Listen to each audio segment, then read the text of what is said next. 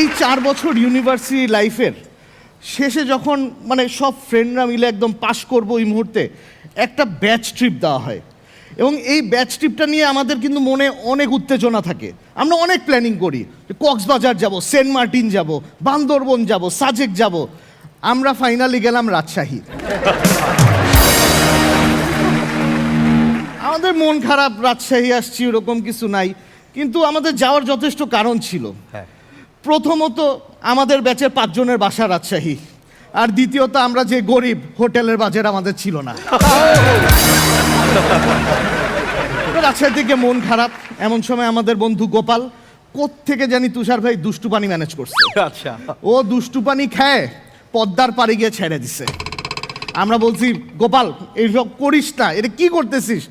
গোপাল বলে দোস্ত তোরা বলছিলি না তোরা সমুদ্র মিস করতেছস, এই যে পদ্মার পানি নোনা করে দিছি।